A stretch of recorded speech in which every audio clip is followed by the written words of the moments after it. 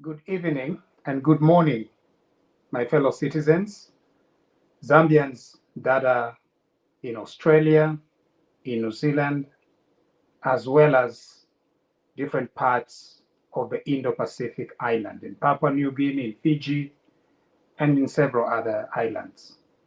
I would like to wish you a very happy 2023. We have just crossed over into the new year. And I know that there is a lot of optimism that you have as you have crossed into the new year. As we have entered the new year here in Canberra, I know that there are several parts of Australia that are yet to go into the new year. Nevertheless, we have all together come together here in order to celebrate this new year. As your High Commissioner here in Australia and as well as New Zealand, I would like to assure you of our mission's support to be with you, to try and resolve several outstanding issues that we need to resolve together as a mission. I've already been to meet some of you. Others we have met virtually. I want you to know that in this new year that we have started, we are going to continue these engagements with you. Please feel free to contact us through our telephone, through our email, and we will get back to you.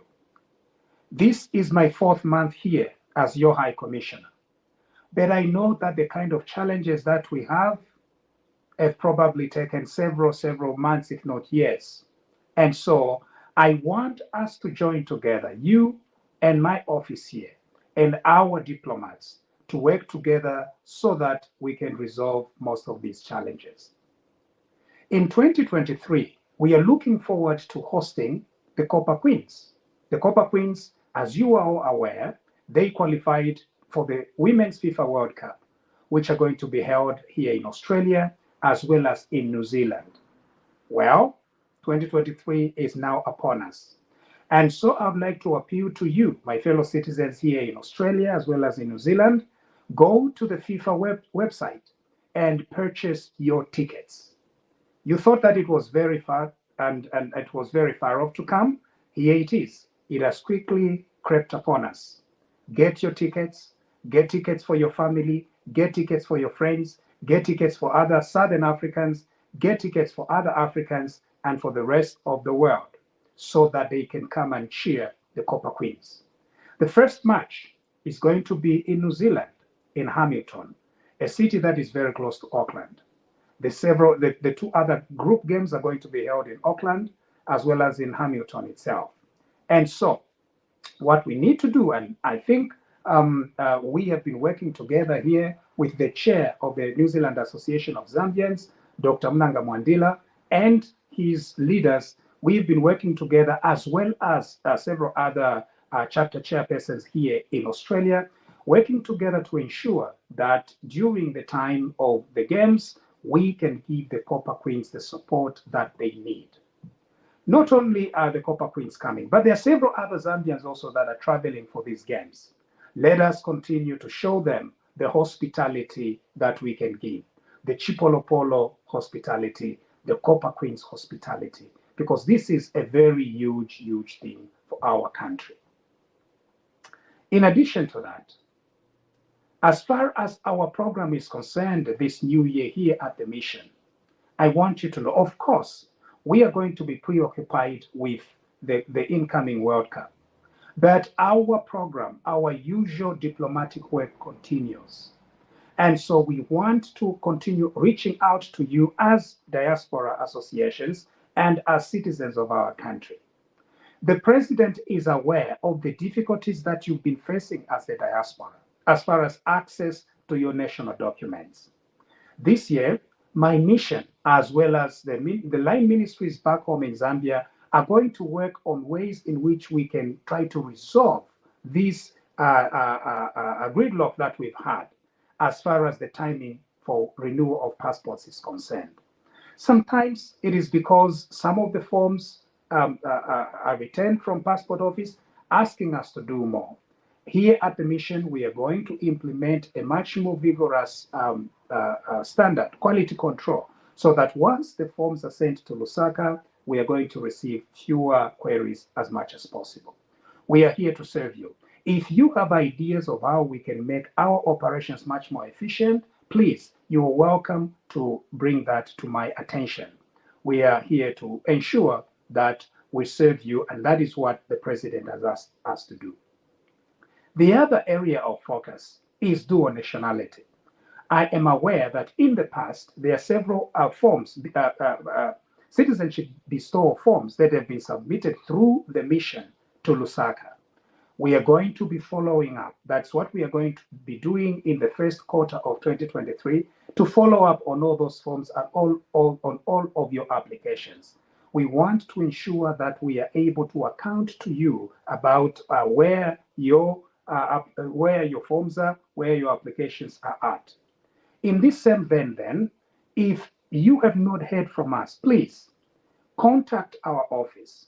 Contact us at the usual email that you've been contacting us, and we are going to follow up.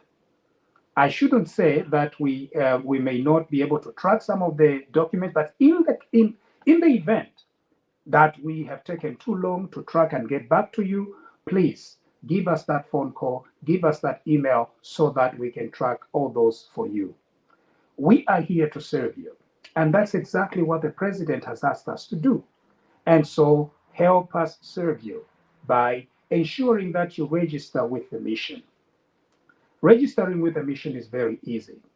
All you have to do is to send us your name, send us your address and your contact information so that we are able to enter you into our database to make it easy for your government to serve you.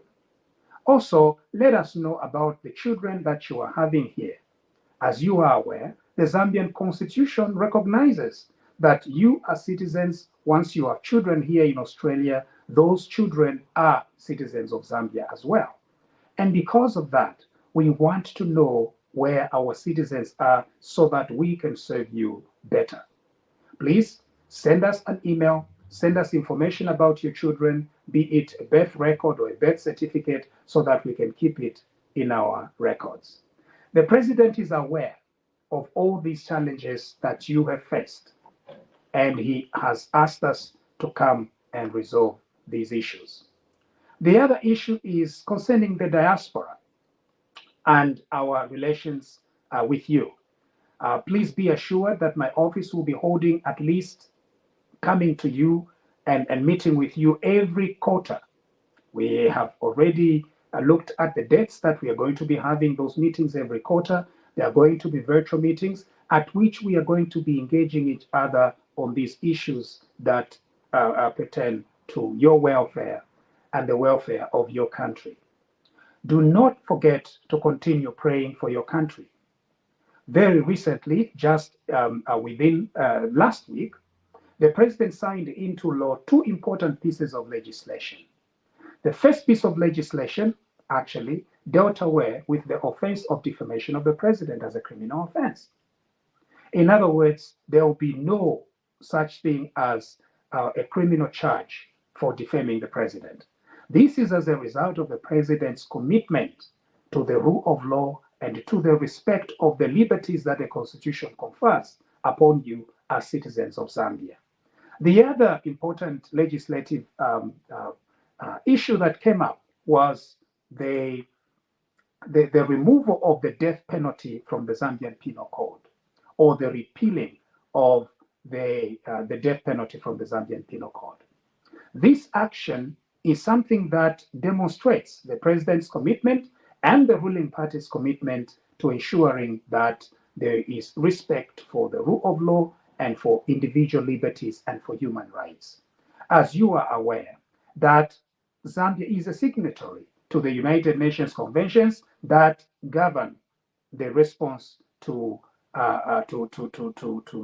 against the death penalty, and Zambia has delivered on its promise to stop the death penalty and to remove it from its statutes, which means going forward there will be no death penalty, but rather that there is another way of ensuring that those that offend in our country are able to be reformed or to serve a life sentence as it may be. But these are just some of the ways in which the Zambian government is demonstrating to the people of Zambia and to you as well here in Australia and in New Zealand its commitment to the rule of law, its commitment to constitutionalism, and its commitment to ensuring that we uphold human rights. On the economic front, as you are aware, fellow citizens, the President of the Republic, as well as the Cabinet, the Hichilema Manalumango administration, has prioritized economic growth. The President has said, and very, very recently during his address to the nation, he did mention that we as citizens in our country, we can never share poverty. We need to create the wealth in order for us to have enough to distribute to everyone. And because of that, the President has asked us here in Australia and New Zealand to come and see how Zambia can benefit from the relations with Australia and New Zealand. How can we build a win-win situation between our host countries and our country of origin so that we can create a win-win economic partnership? That is a very, very big journey that we have embarked on to do. And we as a mission are going to do that by reaching out to potential investors here in Australia and in New Zealand. We are also going to market Zambia at different investment fora and investment conferences. We are going to market the tourism potential of Zambia to those that spend and are willing to come to Zambia in order to visit and spend their dollars there. Zambia remains a very, very attractive investment destination. In addition to investing in mining, there is a lot of potential in agriculture, in mining, in manufacturing, even in modern technology and new media. There are several opportunities that make Zambia very, very attractive as an investment opportunity, as an investment destination. And so I would like to appeal to you, fellow citizens, to talk about Zambia in 2023. In your circles at your workplaces, mention about Zambia. Let your friends know about the hospitality that they are going to receive should they decide to visit Zambia. Remember, as a result of the deliberate actions of the New Dawn administration right now, Australians and New Zealanders can come to Zambia without having to apply for a prior visa. They are visa exempt, or rather, they benefit from a visa waiver. And because of that, it should be very easy for your friends to come, to go to Zambia and visit Zambia, to see the Victoria Falls, the Mosotunya Falls, to see the Kalambo Falls, to see the Kuomboka ceremony, to see the Chabukavaoshi traditional ceremonies, to see the Ikoala ceremonies, and several other richness of our country, the richness of our diversity. And so, because of all these efforts, you need to be the ambassadors. You need to be the ones that are going to be marketing your country to your friends here in Australia. We are ready as a mission to come alongside you as you do this important work. Just know that if you have any plans, you bring together Zambians or Australians that want to hear about Zambia, we are ready here as a team here at the mission to speak to them virtually, to market our country, and to see the investment opportunities that Zambia has. What else is going to be waiting for you should you want to invest in Zambia? It is not only in tourism, it is not only in mining. Yes, we do have huge mining potential. Within 10 years, there is a vision by the New Dawn administration to grow our copper production and output from 800,000 metric tons to 3 million. That is a huge growth. It means then that we need more explorations of our copper, more explorations of nickel, and several other minerals that are critical to the electric vehicle industry. This is a very big vision. And I think the president has made it very clear that he's a man of vision and is looking at 3 million metric tons. How are we going to grow to 3 million metric tons? It is by having a hybrid of both local investors as well as foreign investors, or foreign investors coming into Zambia, partnering with the people of Zambia, with the citizens of Zambia, to explore for new minerals and to start new mines so that we can grow to 3 million metric tons and benefit our people. Zambia has huge potential in agriculture. This year in 2023, all of you as citizens of Zambia here in Australia and in New Zealand, look at the immense potential that Zambia has in terms of agriculture. Of course, due to climate change, there's been changes in terms of the onset of the rain season. And in fact, some are saying and are estimating that the rainfall pattern has changed to where we are receiving much more rains in the upper north of the country than in the lower south of the country. But working together and being able to predict all these rainfall patterns and being able to look at the immense potential that our soils have, we can together grow our agriculture. Not only an agriculture that depends on amataba, on corn or maize, but rather an agriculture that expands to several other agricultural produce that Australia, New Zealand may need. And so 2023 is a year of great potential. It is a year of not only talking about Zambia, but putting our desire, our vision for Zambia into action.